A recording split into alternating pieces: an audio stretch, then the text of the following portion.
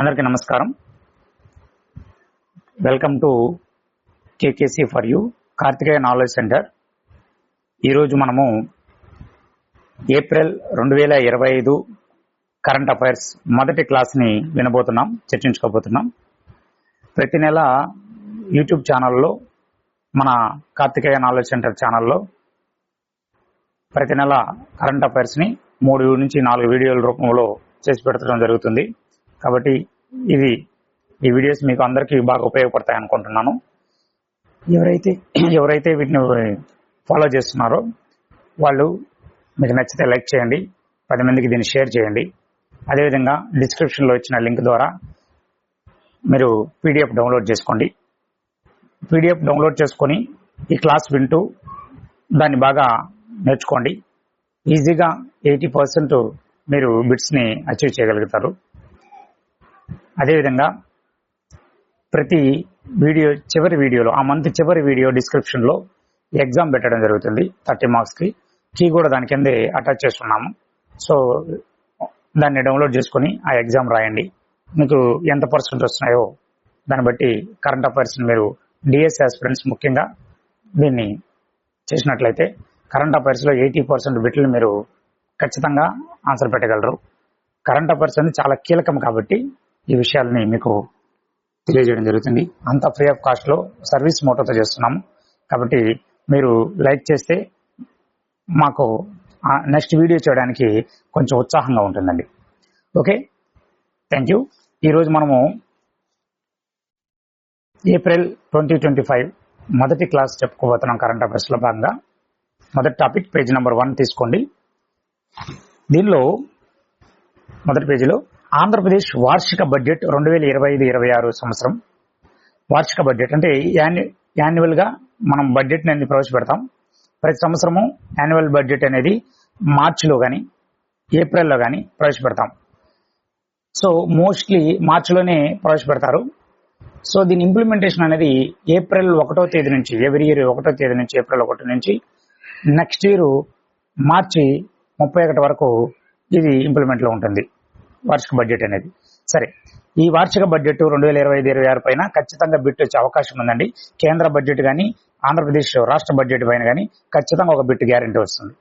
So దీంట్లో మనం important విషయం ఏంటంటే 2025 ఏప్రిల్ 1, 2026 మార్చి 31 మధ్య ప్రభుత్వ ఆదాయ వ్యయాల గురించి తెలియజేసేది వార్షిక బడ్జెట్ అన్నమాట. శాసనసభలో దీన్ని ప్రవేశపెట్టింది ఎవరంటే పయ్యావుల కేశవ్, ఆర్థిక శాఖ మంత్రి గారు. ఆంధ్రప్రదేశ్ ఆర్థిక శాఖ మంత్రి ఎవరు? పయ్యావుల కేశవ్. బాగా గుర్తుపెట్టుకోవాలి. పయ్యావుల కేశవ్ ప్రజెంట్ ఆర్థిక శాఖ మంత్రి, ఆంధ్రప్రదేశ్ ఆర్థిక శాఖ మంత్రి. కేంద్ర ఆర్థిక శాఖ మంత్రి నిర్మలా సీతారామన్ గారు. శాసనసభలో ప్రవేశపెట్టింది పయ్యావుల కేశవ్. పార్లమెంటులో లోక్సభలో ప్రవేశపెట్టింది కేంద్ర బడ్జెట్ ని నిర్మలా సీతారామన్. అవి గుర్తుపెట్టుకోవాలి మీరు. నెక్స్ట్, శాసనసభలో ప్రవేశపెట్టిన తర్వాత శాసన మండలిలో ఆర్థిక శాఖ మంత్రి ప్రవేశపెట్టవచ్చు, లేదా ఇతర మంత్రి కూడా ప్రవేశపెట్టవచ్చు. సో శాసన మండలిలో ఈ వార్షిక బడ్జెట్ ని ప్రవేశపెట్టింది ఎవరంటే కొల్లు రవీంద్ర గారు. కొల్లు రవీంద్ర ఈయన ఏపీ ఎక్సైజ్ శాఖ మంత్రి. ఏపీ ఎక్సైజ్ శాఖ మంత్రి. ఎట్లా గుర్తుపెట్టుకోవాలి? ఓకేనా? ఆర్థికము పయ్యావుల కేశవ్. పయ్యావుల కేశవ్. ఆవులు ఉన్నాయనుకోండి ఒక గ్రామంలో, వాళ్ళు ఆర్థికంగా బాగుంటారు. ఎందుకంటే వ్యవసాయమే కాకుండా పాడి పరిశ్రమ కూడా ఆర్థికంగా మనకు తోడ్పాటునిస్తుంది. పయ్యావుల కేశవ్ అని గుర్తుపెట్టుకోండి. నెక్స్ట్, శాసన మండలిలో ప్రవేశపెట్టిందంటే కొల్లు రవీంద్ర. కొల్లు రవీంద్ర ఎక్సైజ్ శాఖ మంత్రి. ఎక్సైజ్ అంటే మద్యము, ఆబ్కారీ శాఖ అంటారు దీన్ని. మద్యము వీటిపైన శాఖ అనమాట అది. సో మద్యం విక్రయాలు వాటికి సంబంధించిన శాఖ, దీన్ని ఎక్సైజ్ శాఖ అంటారు. కొల్లు అంటే కళ్ళు అని గుర్తుపెట్టుకోండి. కళ్ళు అని గుర్తుపెట్టుకోండి. కళ్ళు అంటే సారా, కళ్ళు, సారా ఇటువంటివన్నీ కూడా ఎక్సైజ్ డిపార్ట్మెంట్ కి సంబంధించినవి. సో అలా గుర్తుపెట్టుకోండి. నెక్స్ట్, మొత్తం బడ్జెట్ ఎంత? ఆంధ్రప్రదేశ్ యొక్క మొత్తం బడ్జెట్ ఎంత అంటే 3,22,359.33 కోట్లు. 3,22,359.33 కోట్లు మొత్తం బడ్జెట్ అనేది ఇంపార్టెంట్. అది ఖచ్చితంగా మీరు నోట్ చేసుకోవాలి. 322,359.33 crores. సో 0.33 అనేది అనుకుంటే ఈ మెయిన్ 322,359 crores. నెక్స్ట్, మూలధన వసూళ్లు 1,04,382 కోట్లు. మూలధన వ్యయము 40,635 కోట్లు. మూలధన వసూళ్లు, మూలధన వ్యయం. రెవెన్యూ వసూళ్లు 2,17,976.53 కోట్లు. రెవెన్యూ వ్యయం 2,51,162.5 కోట్లు. నెక్స్ట్ రెవెన్యూ లోటు 33,185.95 కోట్లు. ద్రవ్య లోటు 79,926.90 కోట్లు. సో రెవెన్యూ లోటు ఇంపార్టెంట్ అండి, మూలధన వసూళ్లు ఇంపార్టెంట్ అండి, అదేవిధంగా రెవెన్యూ వసూళ్లు, రెవెన్యూ వ్యయం ఇంపార్టెంట్. అంటే ఈ ఫిగర్ ఎగ్జాక్ట్ గా మీరు కొద్దిగా 4-5 సార్లు చదువుకొని గుర్తుపెట్టుకోవాలి. మొత్తం బడ్జెట్ వచ్చి 3,22,359.33 కోట్లు. ఇది ఇంపార్టెంట్. నెక్స్ట్ ఈ బడ్జెట్ లో కొన్ని ముఖ్య అంశాల గురించి ఇప్పుడు చర్చిద్దాం. నవోదయం 2.0 అనే ఒక పథకాన్ని లాంచ్ చేసింది మన ఏపీ గవర్నమెంట్. ఏంటి నవోదయం 2.0 అంటే ఏంటంటే, మద్యపానం, మాదక ద్రవ్యాల వ్యసనం నుండి ప్రజలను, యువతను కాపాడేందుకు ఒక పథకాన్ని తీసుకొచ్చింది. అదే నవోదయం. మద్యపానం, మాదక ద్రవ్యాల వ్యసనం నుండి దీనికోసము 10 కోట్ల రూపాయలని కేటాయించడం జరిగింది. నవోదయం 2.0 మద్యపానం, మాదక ద్రవ్యాల వ్యసనం నుండి ప్రజలను బయటికి తీసుకురావడం, యువతను బయటికి కాపాడడం, ఇది ఆ కాన్సెప్ట్. నెక్స్ట్ చాలా అంశాలు ఉన్నాయి. దాంట్లో మనకు విద్యాశాఖకు సంబంధించిన అంశాలు ఇంపార్టెంట్. విద్యాశాఖకు 34,311 కోట్లు కేటాయించడం జరిగింది. 34,311 కోట్లు కేటాయించడం జరిగింది. పాఠశాలల ఉచిత విద్యుత్తుకు 175 కోట్లు. పాఠశాలల యొక్క ఉచిత విద్యుత్తుని కల్పించడం. ఉచిత విద్యుత్ అంటే ఆ బిల్లులు మనం కట్టకుండా ఆ బిల్లులు ఉచితంగా ప్రభుత్వం అందిస్తుంది. సో ఉచిత విద్యుత్తుకు 175 కోట్లు. మనబడి మన భవిష్యత్తుకు 1000 కోట్లు. మనబడి మన భవిష్యత్తుకు 1000 కోట్లు కేటాయించడం జరిగింది. తల్లికి వందనం పథకానికి 9,407 కోట్లు కేటాయించడం జరిగింది. 9,407 కోట్లు కేటాయించడం జరిగింది. ఈ తల్లికి వందనం అనేది 1వ తరగతి నుంచి ఇంటర్మీడియట్ వరకు చదివే ప్రతి బిడ్డకు వాళ్ళ యొక్క తల్లికి 15,000 రూపాయలు డబ్బులు ఇస్తుంది. ఇంతకుముందు అమ్మఒడి అనేవాళ్ళం కదా, ఇది ఇప్పుడు తల్లికి వందనం. ఈ పథకం తల్లికి 15,000 రూపాయలు ఇస్తుంది అనమాట. ఫస్ట్ క్లాస్ నుంచి ఇంటర్మీడియట్ చదివే వాళ్ళందరికీ కూడా ఇస్తారనమాట. నెక్స్ట్ కొత్త పోర్టుల నిర్మాణం. కొత్తగా మచిలీపట్నం, కృష్ణా జిల్లా అండి ఇది. భావనపాడు, మూలాపేట, నెల్లూరు, రామాయపట్నం ఈ పోర్టుల్ని నిర్మించాలనే ఉద్దేశంతో మన ఆర్థిక శాఖలో కొన్ని నిర్ణయాలు తీసుకోవడం జరిగింది. వాటికి నిధులు కేటాయించడం జరిగింది. మచిలీపట్నం, భావనపాడు, రామాయపట్నం వీటిలో కొత్తగా పోర్టులు నిర్మించబోతున్నారు. నెక్స్ట్ కొత్తగా విమానాశ్రయాలు నిర్మించబోతున్నారు. అవేంటంటే భోగాపురం, కుప్పం, దగదర్తి, విజయవాడ, కర్నూలు. నెక్స్ట్ అమృత్ 2.0 పథకం. ఇంతకుముందు నవోదయం 2.0 పథకం గురించి చెప్పుకున్నాం. ఏంటి, యువతను గాని ప్రజలను గాని మద్యపానం, అదేవిధంగా మాదక ద్రవ్యాల వ్యసనాల నుంచి బయటకు తీసుకురావడం. మరి అమృత్ 2.0 పథకం ఏం చెప్తుందంటే, పట్టణాల్లో మౌలిక సదుపాయాల కల్పన కోసం. పట్టణాలు ఉన్నాయి కదా, ఈ పట్టణాలు ఇప్పుడు వేగంగా విస్తరిస్తున్నాయి. ఒక చిన్న పట్టణం తీసుకున్నా, ఒక మండల హెడ్ క్వార్టర్ ఒక చిన్న పట్టణంగా తీసుకున్నా, పల్లెల నుంచి అక్కడికి వలస రావడం, అక్కడ స్థిరపడడం ఇలాంటివి చేస్తున్నారు. అక్కడ మౌలిక సదుపాయాల కొరత అనేది ఎక్కువగా ఉంది. అంటే ఎక్కడంటే అక్కడ ఇల్లు కట్టుకోకుండా, ఎక్కడంటే అక్కడ ఆక్రమించకుండా, ఎక్కడంటే అక్కడ కెనాల్స్ కానీ అదేవిధంగా రోడ్స్ కానీ ఈ నిర్మాణం సరిగా జరగకుండా ఈ ఇబ్బడిగా పట్టణాల విస్తరణ జరుగుతుంది. దానివల్ల అవుతుందంటే ఇరుకిరుకు పట్టణాలు అవుతాయి. ఇప్పుడు పాత పట్టణాలు కానీ మీరు కానీ ఒకసారి గమనించినట్లయితే హైదరాబాదు, విజయవాడ, విశాఖపట్నం, అదేవిధంగా చెన్నై ఇలాంటి పెద్ద పట్టణాలు కానీ మీరు కానీ చూస్తే చాలా ఇరుకిరుకు సందులు ఉంటాయి. దానికి కారణం ఏంటంటే ఇబ్బడిగా ఒకేసారి వలస రావడం, ఆక్రమించుకోవడం, అక్కడ వాళ్ళు ఇల్లు కట్టుకోవడం, శాశ్వత నివాసాలు ఏర్పాటు చేసుకోవడం, ఇవన్నీ కూడా.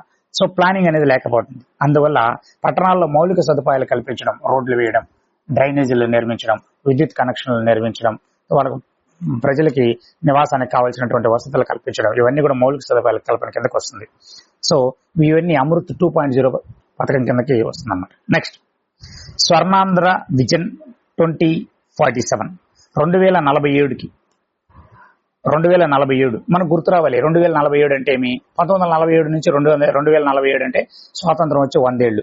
స్వాతంత్రం వచ్చిన 100 ఏళ్లకి మనం ఏం అనుకున్నాం? వికసిత భారత్ గా మార్పు చెందాలనుకున్నాం. వికసిత్ భారత్ అంటే అభివృద్ధి చెందిన దేశంగా.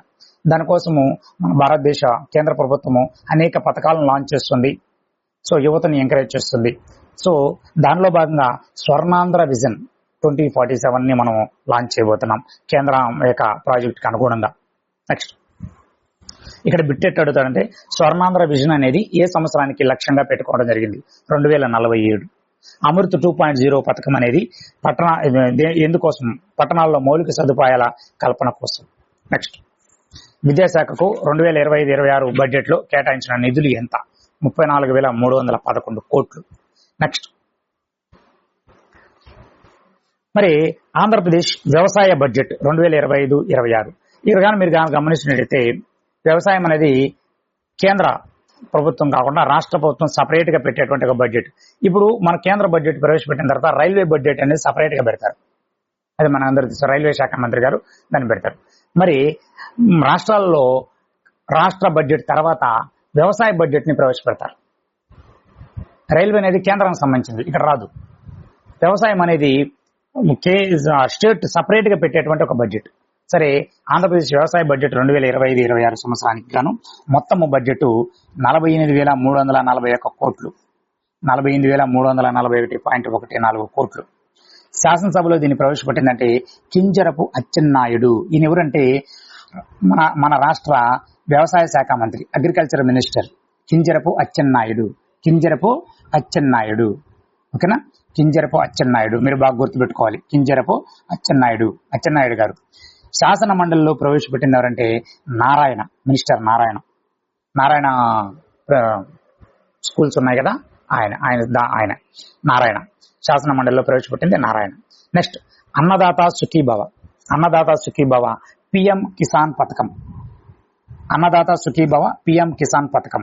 దీనిలో రైతులకు పెట్టుబడి సాయం కోసం కేంద్రము 6,000 రూపాయలు ఇస్తుంది. అది మూడు విడతల్లో ఇస్తుంది. ఎలా? మొదటి విడతలో 2,000, రెండో విడతలో 2,000, మళ్ళీ మూడో విడతలో 2,000 అలా ఇస్తుంది. అంటే మార్చిలో ఒక విడత ఇస్తే తర్వాత ఒక 4 నెలల తర్వాత ఒక విడత, మళ్ళీ 4 నెలల తర్వాత ఒక విడత అలా ఇస్తారనమాట. సో కేంద్రము 6,000 రూపాయలు ఇస్తుంది. మరి రాష్ట్రం దానికి 14,000 రూపాయలు జత చేసి ఇది కూడా 14,000ని 3 విడతల్లో ఇస్తుంది. ఎలా ఇస్తుందంటే మొదటి విడతలో 4,500, ఇంపార్టెంట్ అండి ఇది. రెండో విడతలో 4,500, మూడో విడతలో 5,000 రూపాయలు. సో 4,500, 5,000 రూపాయలు 3 విడతల్లో 14,000 రూపాయలు రాష్ట్రం ఇస్తుంది. కేంద్రం 6,000 ఇస్తుంది. ఇప్పుడు మొత్తము అన్నదాత సుఖీభవ పిఎం కిసాన్ పథకం కింద మొత్తం ఇచ్చేదంతా 20,000 రూపాయలు. మొత్తం వచ్చి 20,000 రూపాయలు. ఎందుకు ఇస్తున్నారు? ఏదంటే రైతులకు ఇస్తున్నారు. ఎందుకు? పెట్టుబడి సాయం కోసం.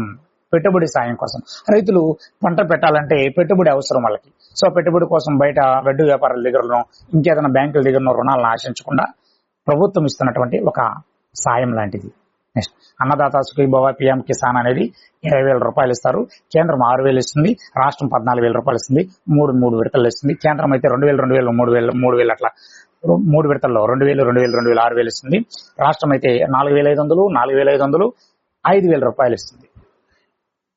నెక్స్ట్ కుప్పం, హిందూపురం, శ్రీకాకుళం, చేబ్రోలు ఈ ప్రాంతాల్లో, ముఖ్యంగా కుప్పం, హిందూపురం, శ్రీకాకుళంలో చేబ్రోలు ఆ ప్రాంతంలో లీవ్ టు క్లాత్ ప్రాజెక్ట్ తీసుకొస్తున్నారు. ఇది చేనేతకు సంబంధించింది. లీవ్ టు క్లాత్ అంటే మల్బరీ ఆకు నుంచి వస్త్రం తయారు చేసేంత వరకు ఏ దశలో ఉన్నాయో మల్బరీ ఆకుని పెంచాలి, పట్టు పురుగుల్ని ఆహారంగా దాన్ని సమర్పించాలి, పట్టు పురుగుల్ని పెంచాలి, దాన్ని రీలింగ్ చేయాలి, ఆ పట్టు దారాన్ని తీయాలి, దాని తర్వాత దాన్ని ప్రాసెస్ చేసి మళ్ళీ క్లాత్ తయారు చేయాలి. ఇదంతా ఒక ప్రాసెస్.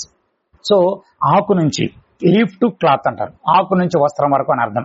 లీవ్ టు క్లాత్ అనే ఒక ప్రాజెక్ట్ తీసుకొస్తున్నారు. ఎక్కడంటే కుప్పము, హిందూపురం, శ్రీకాకుళం ఎస్పెషల్లీ చేబ్రోలు అనే ప్రాంతం. సో ఇది చేనేతకు సంబంధించింది. ఇది మన వ్యవసాయ బడ్జెట్ లో దీనికోసం కొంత నిధులు కూడా కేటాయించడం జరిగింది. వ్యవసాయానికి సంబంధించింది కదా ఇది, కాబట్టి వ్యవసాయ బడ్జెట్ లో దీనికి కొంచెం నిధులు కూడా కేటాయించడం జరిగింది అనమాట. నెక్స్ట్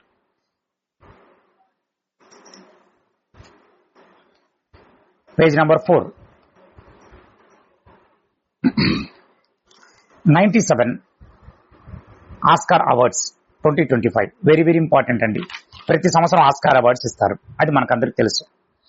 97వ ఆస్కార్ అవార్డులు 2020కి సంబంధించినవి America Los Angeles Dolby theatre లో జరిగాయి. అమెరికాలో ఉన్నటువంటి లాస్ ఏంజల్స్ అనే ప్రాంతంలో డాల్బీ థియేటర్లో జరిగాయి ఈ ప్రధానోత్సవాలు. 23 విభాగాల్లో అవార్డులు ప్రకటించారు. 23 విభాగాల్లో అవార్డులు ప్రకటించారు. ఉత్తమ చిత్రం అనూరా. మరి ఈ ఉత్తమ చిత్రం అవార్డు ఎవరికి ఇస్తారంటే దర్శకుడికి ఇస్తారు. ఉత్తమ చిత్రం అవార్డు గెలుపొందిన తర్వాత ఆ అవార్డుని ఎవరికి అందిస్తారంటే దర్శకుడికి అందిస్తారు. ఎందుకంటే ఆ దర్శకుడికి వల్లే కదా చిత్రం అనేది మేకింగ్ అయ్యింది. అందువల్ల ఉత్తమ నటి ఎవరంటే మైకీ మ్యాడిసన్. ఈమె కూడా అనూరా చిత్రంలో నటించింది. ఉత్తమ దర్శకుడు ఎవరంటే సీన్ బేకర్.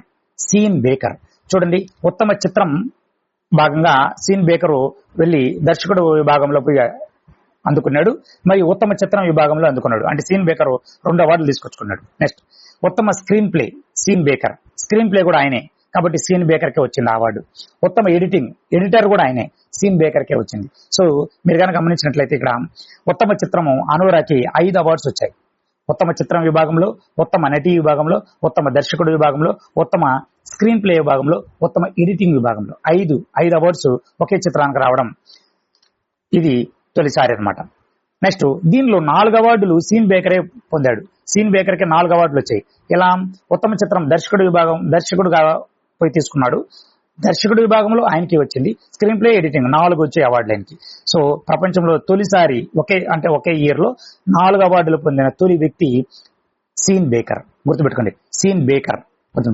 దర్శకుడు ఏం చేస్తాడు, సీన్లని తయారు చేస్తాడు. బేకింగ్ అంటే వండడం అనుకోండి. సో తయారు చేయడం బేకర్. సో సీన్ ని వండినాడు ఆయన, సీన్ ని పండించాడు, సీన్ ని తయారు చేస్తాడు. సో సీన్ బేకర్ అలా గుర్తుపెట్టుకోండి. సో వండిన తర్వాత ఏం చేస్తారు, నోట్లో పెట్టుకోడు. ఆ నోరా అలా గుర్తుపెట్టుకోండి. అనూరా అనే చిత్రానికి వచ్చింది. నెక్స్ట్ మరి ఉత్తమ నటుడు ఆడ్రియన్ బ్రాడీ. ఈయన బ్రూటలిస్ట్ అనే చిత్రానికి గాను, బ్రూటలిస్ట్ అనే చిత్రంలో నటించినందుకు గాను ఉత్తమ నటుడు అవార్డు ఆడ్రియన్ బ్రాడీకి వచ్చింది. నెక్స్ట్ ఇక్కడ మనము ఉత్తమ చిత్రం తెలుసుకున్నాం, ఉత్తమ చిత్రం అనూరా, ఉత్తమ నటి తెలుసుకున్నాం మైకీ మ్యాడిసన్, ఉత్తమ దర్శకుడు తెలుసుకున్నాం సీన్ బేకర్, అదేవిధంగా ఉత్తమ నటుడు ఆడ్రియన్ బ్రాడీ. సో ఇట్లా డిఫరెంట్ గా ఉన్నది గుర్తుపెట్టుకోవాలి. ఆడ్రియన్ బ్రాడీ బ్రూటలిస్ట్ అనే సినిమాకి వచ్చింది ఉత్తమ నటుడుగా. నెక్స్ట్ మరి ఆస్కార్ అవార్డులు ఇండియాకి ఏమి రాలేదండి ఈ ఇయర్. కానీ ఈ year live action short film విభాగంలో అనూజ అనే చిత్రం పోటీ పడింది. కానీ ఈ విభాగంలో విజేత డచ్ ఫిల్ము అయినటువంటి ఐఎమ్ నాట్ ఏ రోబో ఈ సినిమాకి దక్కింది. సో మనము అనూజ చిత్రం లైవ్ యాక్షన్ షార్ట్ ఫిల్మ్ విభాగంలో అనూజ చిత్రాన్ని పోటీకి పంపితే మనకు విజేత అవకాశం దొరకలేదు. కానీ డచ్ ఫిల్మ్ అయినటువంటి ఐఎమ్ నాట్ ఏ రోబో అనే చిత్రానికి లైవ్ యాక్షన్ షార్ట్ ఫిల్మ్ విభాగంలో అవార్డు దక్కింది. నెక్స్ట్ మరి మనకు ఏ సంవత్సరంలో RRR సినిమాలో నాటు సాంగ్కి ఏ విభాగంలో అవార్డు వచ్చిందో మీరు కామెంట్ సెక్షన్ లో కామెంట్ చేయండి.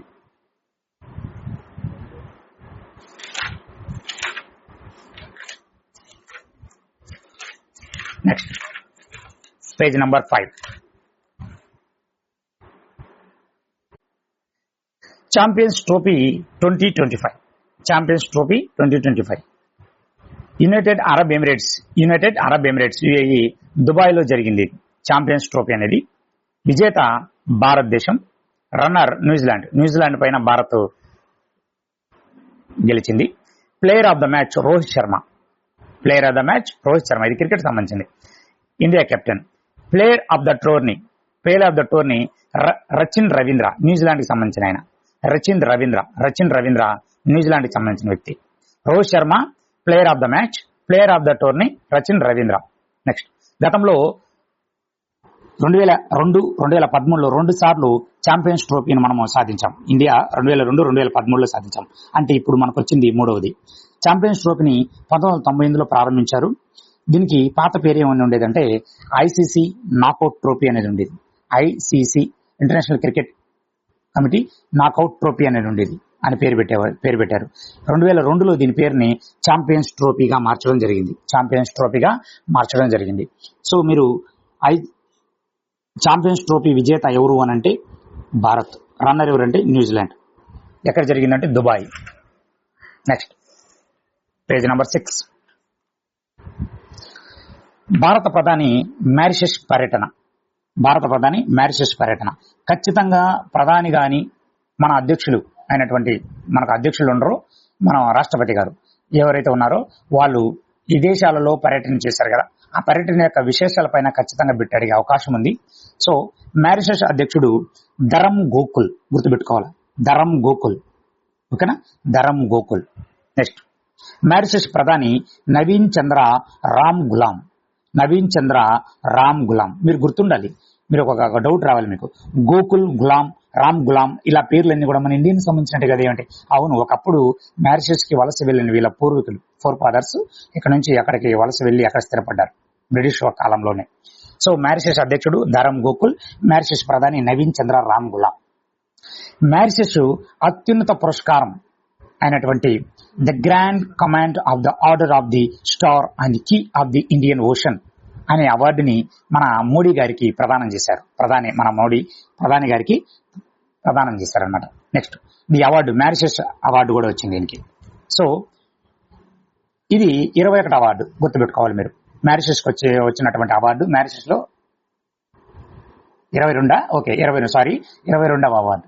సో బాగా అప్డేట్ ఉన్నారు మా ఆఫ్లైన్ క్లాస్ వాళ్ళు. ఓకే, మారిషస్ అత్యున్నత పురస్కారం ప్రధానికి దక్కింది. So the Grand Command of the order of the star and key of the Indian Ocean. So Indian Ocean లో ఉంటుంది కాబట్టి ఇండియన్ ఓషన్ అని గుర్తుపెట్టుకోండి. నెక్స్ట్ మారిషస్ రాజధాని పోర్ట్ లూయి. గుర్తుపెట్టుకోవాలి, పోర్ట్ లూయి. స్టాండర్డ్ జీకోలో ఇట్లాంటివి అడిగేది మీకు. స్టాండర్డ్ జీకోలో మీరు రాజధానుల పైన అన్ని రాజధానులు నేర్చుకోవాల్సిన అవసరం లేదు. ఇటీవల కాలంలో వార్తల్లోకి వచ్చింది ఇలా పర్యటనల సందర్భంగా కానీ ఇంకేదైనా అంతర్జాతీయ అంశాలలో కానీ బయట వచ్చినటువంటి దేశం పేరు, దాని రాజధాని, దాని కరెన్సీ, ఇట్లాంటివి గుర్తుపెట్టుకుంటే చాలు మీరు, ఎన్ని అవసరం లేదు. నెక్స్ట్ మారిషస్ రాజధాని పోర్ట్ లూయి. మరి మారిషస్ కరెన్సీ మీరు కామెంట్ బాక్స్ లో కామెంట్ చేయండి. నెక్స్ట్ మారిషస్ జాతిపిత Seewoosagur Ramgoolam. Seewoosagur Ramgoolam. Mauritius జాతిపిత సిఓ సాగర్ రామ్ గులాం. మన జాతిపిత ఎవరు మీకు అందరికీ తెలుసు, గాంధీ గారు, మహాత్మా గాంధీ గారు. Next sir Seewoosagur Ramgoolam. Mauritius జాతిపిత Seewoosagur Ramgoolam. Next sir Seewoosagur Ramgoolam botanical garden లో, sir Seewoosagur Ramgoolam botanical garden అనేది ఉంది. అక్కడ మారిషస్ ప్రధాని మరియు భారత ప్రధాని ఒక మొక్క నాటారు. ఆ కార్యక్రమం పేరు మీకు తెలుసు, ఏక్ పేడ్ మాకే నామ్, అమ్మ పేరిట మొక్క. ఈ కార్యక్రమాన్ని మన మోడీ గారు ప్రపంచవ్యాప్తంగా తీసుకెళ్తున్నాడు. అమ్మ పేరిట మొక్క, ప్రకృతిని కాపాడాలనే ఉద్దేశంతో ఈ కార్యక్రమంలో ఇద్దరు చెరొక చెట్టు నాటారు. నెక్స్ట్ దక్షిణార్ధగోళ దేశాలపై భారత్ నూతన దృక్కోణం ప్రకటించింది. దీనికి మహాసాగర్ అని నామకరణం చేసింది. దక్షిణార్ధగోళ దేశాలు ఉన్నాయి కదా, భూమధ్య రేఖకు దక్షిణ వైపున ఉన్నటువంటి దేశాలన్నీ దక్షిణార్ధగోళ దేశాలపై, ఈ దేశాలపైన భారత్ నూతన దృక్కోణం ఒకటి ప్రకటించింది. దాని పేరు మహాసాగర్. ఈ మహాసాగర్ యొక్క పూర్తి నేమ్ ఏంటంటే mutual and holistic advancement for security and growth across regions. Mutual and holistic advancement for security and growth across regions. So ఈ ఏవైతే ఈ దక్షిణార్ధగోళ దేశాలు ఉన్నాయో అవన్నీ కూడా అడ్వాన్స్ గా కొద్దిగా భద్రతా పరంగాను అభివృద్ధి చెందాలి ఒకటిగా అనే ఉద్దేశంతో ఈ మహాసాగర్ ని తీసుకురావడం జరిగింది భారత్. మరి రెండు దేశాల మధ్య దాదాపు 8 ఒప్పందాలు కుదిరాయి ఈ పర్యటనలో. 8 ఒప్పందాలు కుదిరాయి. సో డిఎస్ ఆస్పిరెంట్స్ ముఖ్యంగా భారత ప్రధాని మారిషస్ పర్యటించారు. అక్కడ అధ్యక్షుడు ఎవరు? ధరం గోకుల్. మారిషస్ ప్రధాని ఎవరు? నవీన్ చంద్ర రామ్ గులాం. మారిషస్ యొక్క అత్యున్నత పురస్కారం 22వ పురస్కారం మోడీ గారికి వచ్చింది. The grand command of the order of the star and key of the Indian Ocean. Mauritius రాజధాని Port Louis. Mauritius currency Mauritian rupee. Mauritius జాతిపిత Seewoosagur Ramgoolam. Next Mahasagar abbreviation కూడా నేర్చుకోండి. Next very very important, NEP 2020లో త్రిభాషా సూత్రం. NEP 2020లో త్రిభాషా సూత్రం. పేజ్ నంబర్ 7 ఎన్ఈపి 2022 త్రిభాషా సూత్రం. తొలిసారి 1964-66లో మనకు కొఠారి కమిషన్ అనేది ఈ త్రిభాషా సూత్రం గురించి సూచించింది. ఎన్ఈపి 2020లో భాగంగా త్రిభాషా సూత్రం అమలు చేయడం, వీటిలో 2 ఇండియన్ లాంగ్వేజెస్ ఖచ్చితంగా ఉండాలి అని ఎన్ఈపి 2020 చెప్తుంది. త్రిభాషా సూత్రము అమలు ఖచ్చితంగా చేయాలి, దాంట్లో 2 ఇండియన్ లాంగ్వేజెస్ ఖచ్చితంగా ఉండాలి. సో ఇంగ్లీష్ అనేది ఫారెన్ లాంగ్వేజ్, ఆటోమేటిక్గా అందరికీ తెలుసు.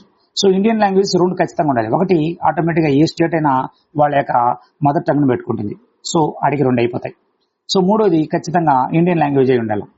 సో అది త్రిభాషా సూత్రంలో భాగం అన్నమాట. రైట్.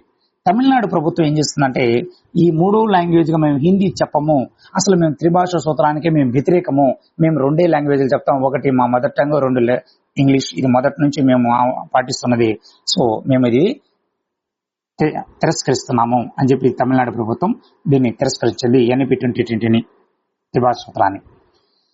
2025-26 బడ్జెట్ లోగోలో కూడా వీళ్ళు ఏం చేశారంటే రూపాయి గుర్తు ఉంది కదా, దీన్ని హిందీలో రా అని రాసి ఒక మధ్యలో గీత పెడతారు. అది రూపాయి గుర్తుని తమిళనాడు గవర్నమెంట్ తొలగించేసింది. ఎక్కడ? వాళ్ళ బడ్జెట్ లోగోలో. ఎవరైనా కూడా బడ్జెట్ని రూపొందించిన తర్వాత ఫ్రంట్ పేజీలో దాని లోగోని ముద్రిస్తారు. సో ప్రతి స్టేట్ కూడా రూపాయి లోగోని పెడతారు. సో వీళ్ళు ఏం చేశారంటే 2025-26 బడ్జెట్లో తమిళనాడు గవర్నమెంట్ ఏం చేసిందంటే ఆ రూపాయి లోగోని తీసేశారు. ఎందుకంటే దాంట్లో రా అనే అక్షరం హిందీ అక్షరం ఉంది కాబట్టి అని చెప్పి దాన్ని తీసేశారు. మరి ఆ రూపాయి తొలగించారు, కానీ నోట్లలో చలామణి అయ్యేటువంటి రిజర్వ్ బ్యాంక్ ఆఫ్ ఇండియా ముద్రించేటువంటి నోట్లలో హిందీ ఉంది, దాన్ని తొలగిస్తే చెల్లుబాటు అవుతుందా? ఒకసారి ఆలోచించండి. సో మీరు ఆలోచించాలి, గవర్నమెంట్ కూడా, ప్రజలు కూడా దీనిపై ఆలోచించాలి. హిందీ పైన వ్యతిరేకం అనేది మన జాతీయ వ్యతిరేకంగా నేను భావిస్తాను. ఓకే, అది పక్కన పెడదాం. నెక్స్ట్, రూపాయి లోగో గురించి మనం తెలుసుకోవాలి. ఎందుకు దీన్ని చెప్పుకున్నాం అంటే 2010 నుంచి దీన్ని అమలు చేస్తున్నాం. అంతకుముందు రూపాయి లోగో అనేది లేదు. ఓకేనా? వాళ్ళ భాషలో రూపాయి అని రాసుకుంటున్న నాణ్యాలపైన. సో ముఖ్యంగా ఈ రూపాయికి ఒక లోగో అనేది లేదు. డాలర్కి ఒక లోగో ఉంది, దీనార్కి ఒక లోగో ఉంది. సో ఇలా మా లోగోస్ అనేవి ఉన్నాయన్నమాట. మరి 2010లో దీన్ని రూపొందించింది ఎవరంటే ఉదయ్ కుమార్. ఈయన తమిళనాడుకి చెందిన వ్యక్తి. డిఎంకే ఎవరైతే ఇప్పుడు రూపాయి లోగోని బడ్జెట్ నుంచి తొలగించారో ఆ పార్టీ మాజీ ఎమ్మెల్యే అయినటువంటి ఎన్ ధర్మలింగం గారి కుమారుడు ఈ ఉదయ్ కుమార్ గారు. డిఎంకే పార్టీ మాజీ ఎమ్మెల్యే అయినటువంటి ఎన్ ధర్మలింగం గారి కుమారుడు. ప్రస్తుతం ఈయన ఉదయ్ కుమార్ గారు ఐఐటి గౌహతి దీనిలో డిజైన్ విభాగానికి హెచ్ఓడిగా ఉన్నారు, అధిపతిగా ఉన్నారు. డిజైన్ విభాగం ఉంది, అక్కడ అధిపతిగా ఉన్నారు. సో ఈ డిజైన్స్ క్రియేట్ చేస్తారు సిస్టంలో. ఈయన ఉదయ్ కుమార్ గారు తమిళనాడుకి చెందిన వ్యక్తి. ఈయన రూపాయి లోగోని 2010లో దీన్ని తయారు చేయడం జరిగింది. సో దీన్ని అమలు కూడా 2010 నుంచి అమలు చేస్తున్నారు. తమిళనాడులో హిందీ వ్యతిరేకంగా ఉద్యమం అనేది నడుస్తుంది. ఇది ఇప్పుడు కాదండి, స్వాతంత్రానికి ముందు 1937 నుంచే ఈ ఉద్యమం నడుస్తుంది. సి రాజగోపాలాచారి గారి ప్రభుత్వం హిందీ నేర్పాలనే ఒక విధానం తీసుకొచ్చింది 1937లో. 1937లో స్వాతంత్రానికి ముందు మనము ఎలక్షన్స్ నిర్వహించారు. దాంట్లో భారతదేశం నుంచి జస్టిస్ పార్టీ విజయం సాధించింది. దాని తర్వాత కాంగ్రెస్ గవర్నమెంట్ 37లో విజయం సాధించడం జరిగింది. అప్పుడు రాజగోపాలాచారి గారి ప్రభుత్వం హిందీ నేర్పాలనే ఒక విధానం తీసుకొస్తే అప్పుడు పెరియార్ రామస్వామి ఈయన పెరియార్ అంటారు. పెరియార్ అంటే పెద్ద ఆయన అని అర్థం. పెరియార్ రామస్వామి గారి నాయకత్వంలో హిందీ వ్యతిరేక ఉద్యమం అనేది స్టార్ట్ అయింది. 1965లో ఈ వ్యతిరేక అనేది తీవ్ర రూపం దాల్చింది. 1967 అధికార భాషల చట్టం, 1968 అధికార భాషల తీర్మానం, వీటిని పూర్తిగా వ్యతిరేకించి వాళ్ళు మొదటి నుంచి కూడా హిందీ నేర్పకుండా, వాళ్ళ విద్యాలయాల్లో హిందీ నేర్పకుండా 2 భాషలతోనే నెట్టుకొస్తున్నారు. సో ఇప్పుడు 2020 ఎన్ఈపి 2020లో భాగంగా త్రిభాషా సూత్రాన్ని ఖచ్చితంగా అమలు చేయాలి, దాంట్లో 2 భారతీయ భాషలే ఉండాలి అనే నిర్ణయం తీసుకోవడంతో తమిళనాడు ప్రభుత్వం దాన్ని తిరస్కరించింది. సో దీనిపైన ఏ మూలైనా బిట్ అడిగే అవకాశం ఉంది. సో ఇట్లాంటి కాన్సెప్ట్ పైన బిట్ ఎలా అడుగుతారంటే క్రింది వాక్యాల్లో సరైనవేవి, సో క్రింది వాక్యాల్లో సరికానివేవి ఇలా అడుగుతూ కొడతారు. సో మొత్తం డేటా మనం తెలుసుకొని ఉండాలి. సో రూపాయి లోగోను ముద్రించి తయారు చేసింది ఎవరంటే ఉదయ్ కుమార్ గారు. నెక్స్ట్ ఈయన ఎలా తయారు చేస్తారంటే చేతితో రాయలేదు. అంటే ఏదైనా మనం టైప్ చేయాలంటే హిందీ లిపిలోకి వెళ్ళి హిందీలో టైప్ చేసినప్పుడు మనకు రా పడాలి, దానిపైన అడ్డుగీత పడాలి. సో అది గుర్తు రావాలి. సో ఆయన అలా డిజైన్ చేశారు. సో ఇలా కీబోర్డ్లో ఇలా ఈ బటన్స్ నొక్కితే ఇలా వస్తుంది. సో అనేసి ఈజీగా దాన్ని తయారు చేయడం జరిగింది. సో ఇది మనం గుర్తుపెట్టుకోవాలి. నెక్స్ట్ ఇప్పుడు మనకు @ స్టార్ హ్యాష్ ఇట్లాంటి సింబల్స్ వస్తాయి కదా. సో రూపీ కూడా ఒక సింబల్ అండి. Next page number 8 ASER 2024 report. ASER అంటే annual status of education report. దీని పూర్తి పేరు. దీన్ని ప్రథమ్ స్వచ్ఛంద సంస్థ విడుదల చేసింది. ప్రథమ్ స్వచ్ఛంద సంస్థ దేశవ్యాప్తంగా ఉన్నటువంటి గవర్నమెంట్, ప్రైవేటు పాఠశాలలో విద్యార్థులు మాతృభాష, గణితం అటువంటి అంశాలపై ఒక సర్వే నిర్వహించారు. ప్రాథమికోన్నత తరగతుల విద్యార్థులపై ఈ సర్వే జరిగింది. దేశవ్యాప్తంగా ప్రైవేట్, గవర్నమెంట్ 2 పాఠశాలలు దాదాపుగా 1 నుంచి 8 తరగతుల పిల్లలు చదవడం, ప్రాథమిక లెక్కలు చేయడం అంటే కూడికలు, తీసివేతలు చేయడం 23% మంది మాత్రమే చేయగలుగుతున్నారు. 23.4% మంది మాత్రమే చేయగలుగుతున్నారు. 1 నుంచి 8 తరగతుల పిల్లలు చదవడం, ప్రాథమిక లెక్కలు చేయడం. నెక్స్ట్ నమోదు విషయంలో ప్రీ ప్రైమరీలో 77.4%, 1వ తరగతిలో 16.7% మంది మాత్రమే కొత్తగా నమోదవుతున్నారు. నెక్స్ట్ సో నమోదు తక్కువగా అవుతున్నారంటే జనాల సంఖ్య తగ్గింది, జనాల రేటు అనేది తగ్గుతూ ఉంది. నెక్స్ట్ ఏపీలో 2వ తరగతి స్థాయి పాఠాలు చదవడం 47% మందికి రాదంట. ఓకేనా, 53% మందికి వచ్చు. అంటే 2వ తరగతి స్థాయి పాఠాలు చదవడం అంటే 5వ తరగతి కావచ్చు, 8వ తరగతి వీళ్ళకి 2వ తరగతి స్థాయి పాఠాలు చదవడం 47% మందికి రాదంట. నెక్స్ట్ 3వ తరగతిలో 85.3% మందికి అసలు చదవడమే రాలేదంట. 80% మందికి చదవడమే రాలేదంట 3వ తరగతుల విద్యార్థులకి. సో గుర్తుపెట్టుకోవాలి, ఇది మనము అసర్ రిపోర్ట్లో భాగంగా ఇచ్చినటువంటి రిపోర్ట్. నెక్స్ట్ ఓకే, నెక్స్ట్ క్లాస్లో మనము మళ్ళీ కలుసుకున్నాం. సో ఎవరైతే యూట్యూబ్లో ఈ క్లాసులు వింటున్నారో మీరందరూ కూడా తరోగా ఫాలో అవ్వండి. ఈ పీడిఎఫ్ నోట్స్ డౌన్లోడ్ చేసుకుని దాన్ని 1-2-3 సార్లు చూడండి. డిస్క్రిప్షన్లో పీడిఎఫ్ లింక్స్ ఉన్నాయి. అదేవిధంగా లాస్ట్ వీడియోలో మీకు ఎగ్జామ్స్ కూడా నిర్వహించడం జరుగుతుంది. సో ఆ ఎగ్జామ్స్ని కూడా డౌన్లోడ్ చేసుకుని ఎగ్జామ్స్ రాయండి. కీ షీట్ కూడా అందులోనే ఉంటుంది. సో ఈ వీడియో కనుక మీకు నచ్చితే 10 మందికి షేర్ చేయండి. ముఖ్యంగా కొత్త వీడియోస్ కోసం మీరు సబ్స్క్రైబ్ చేసుకోండి. ఎవరైతే సబ్స్క్రైబ్ చేసుకుంటారో మీకు నోటిఫికేషన్ రూపంలో కొత్త వీడియోలు ఆటోమేటిక్గా వస్తాయి. సో అందరూ ఆల్ ది బెస్ట్. బాగా చదవండి. కరెంట్ అఫైర్స్ పైన ఎక్కువ పట్టు ఉన్నట్లయితే ఖచ్చితంగా మనకు మార్కులు పెరిగే అవకాశం ఉంది. ఆటోమేటిక్గా మీకు ఉద్యోగం వచ్చే అవకాశం కూడా ఉంది. So thank you వనడారు.